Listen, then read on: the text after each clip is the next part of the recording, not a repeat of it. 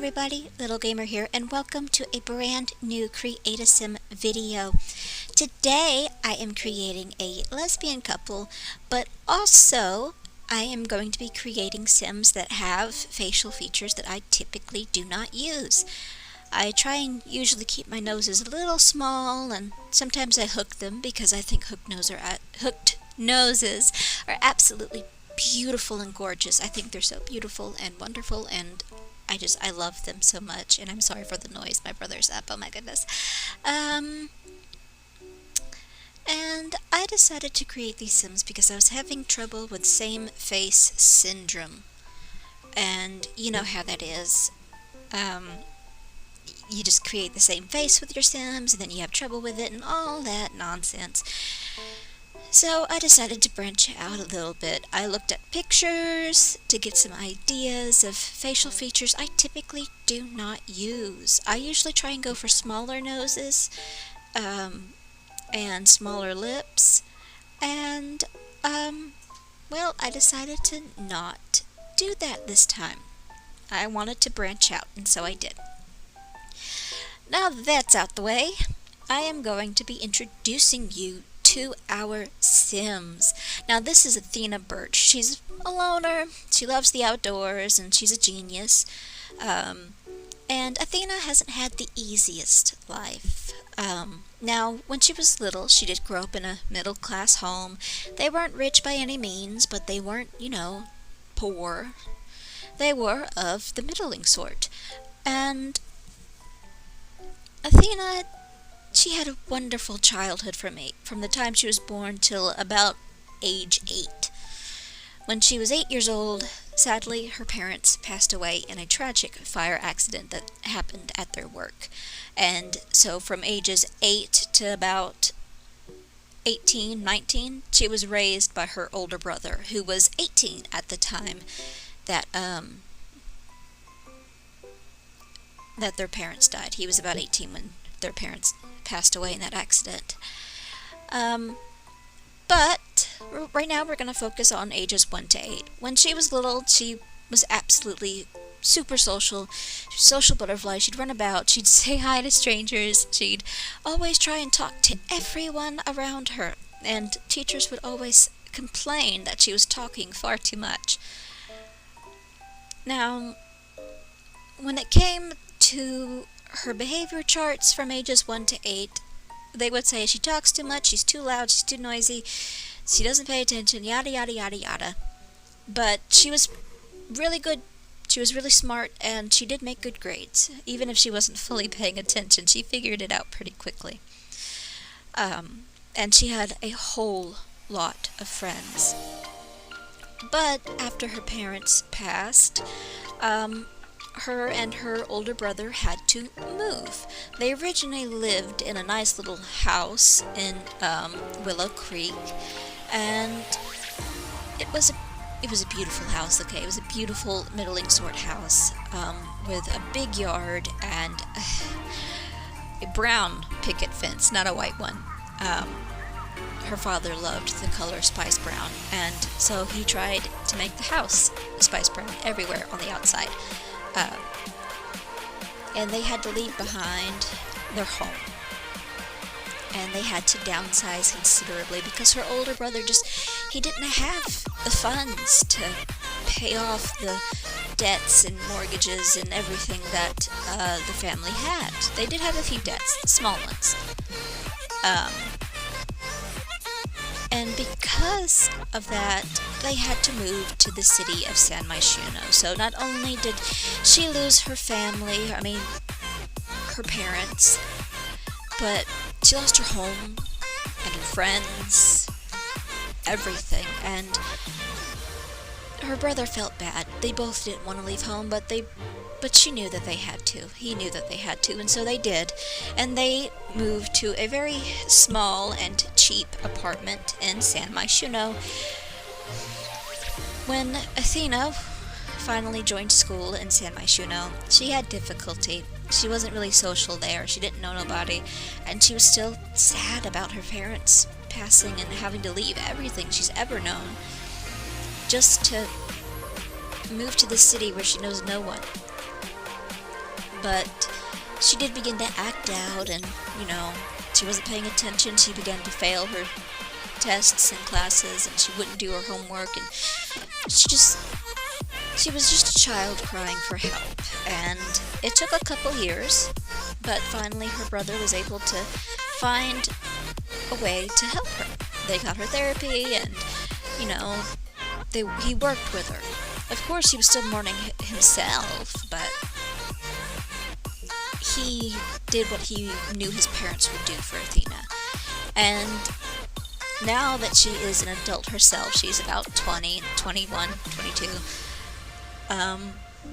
she is well adjusted, and she is able to really control that temper of hers that she's gotten, and she's able to better articulate what her needs are. However, she is still a loner. When her parents passed and they had to leave everything, the social butterfly that she used to be, well, that social butterfly died with her parents, sadly. But Athena is pretty well adjusted. Of course, she's still got that trauma and everything. I think everyone, when they lose their parents, has some form of trauma that changes them. But she's relatively well adjusted. She's able to articulate her needs, and she has a wonderful wife. They actually met in high school. Athena had met her when she was studying at the library. It was at the library, and they just locked eyes, and she sat next to who would be her future wife, and they hit it off right at the bat. It's a very sappy romance story. I'm not good at romance stories. I haven't experienced that kind of love in my life at all, ever. So, I don't know how to write it, but it's a very sappy and sweet love story that they had. It was just love at first sight. But now, as an adult, we're going to move on to her adultness. Athena does work in the science career. She is, I think, level 1 or level 2 in the science career. And she is damn good at what she does. She is very smart, she's very skilled, and she hopes to maybe one day contact aliens. That's her secondary hope, is to contact aliens and see them, and prove that they exist, because she knows they exist. But her primary goal, though, her primary objective, is to buy back her family home. That's why she works so hard to become a scientist, and she's saving every penny she can. And her wife absolutely supports her 100%. She is there for Athena, and sometimes even her wife will take up extra shifts at her job to put in the little saving jar that they've got. They've saved about, I think, 5,000-6,000 so far that they've got in the bank, and I'm so excited for them. But of course, you can play them any way you want. This is just my personal theories and stories for them, and we both know that no matter what you write in the Sims bio, they're never gonna actually act that way that you want them to. I wish there were like keywords that you could look for and get, but you know how it is. But yes, and I'm so excited to see what they've got. And I cannot wait for you guys to see her wife. This is going to be like so awesome. I'm sorry, I'm so excited for you guys to meet her wife, which you will be meeting her in the next little bit. But yeah, that's Athena. Now this is Hyacinth Bellamy. She's athletic, she's a bookworm, and she's family oriented. And as you can see, I branched out some more here. I usually almost always give my Sims oval shaped faces, but she's more of a round or square shaped face. And I love her. She's one of my favorite Sims that I've created. I say that in almost every video, I think. But she's one of my favorite Sims. I couldn't decide what hair color went best with her. Looking back at it now, I think the blonde works best, but I don't think I kept that blonde color. I think I might have went with a brown or a black. But yeah. Yeah, I went with a brown. Hyacinth is a very sweet woman.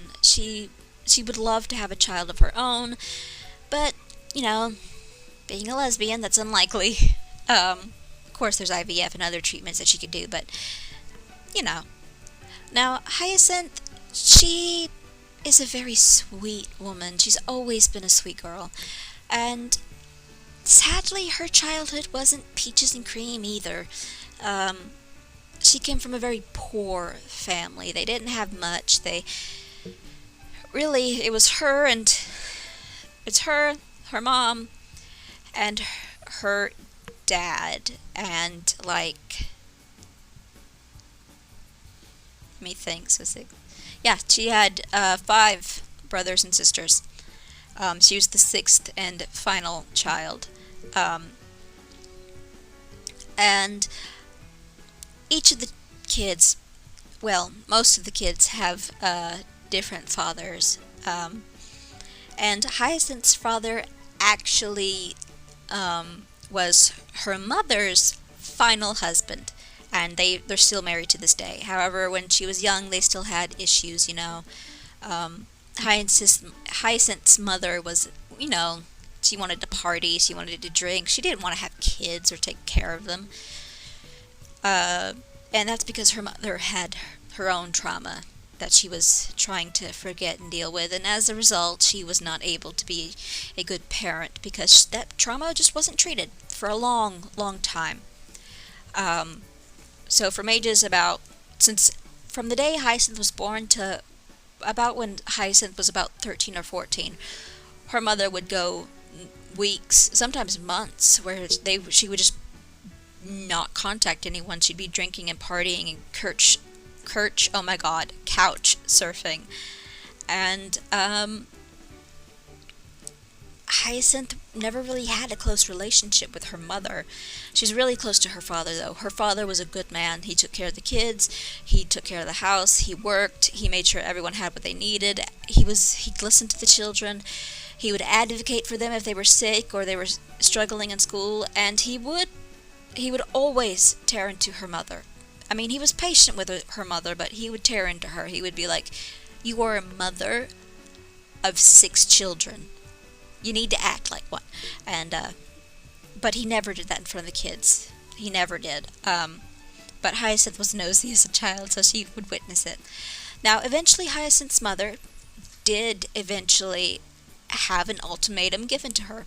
Her father said, "You can either get clean and go into therapy, or we divorce,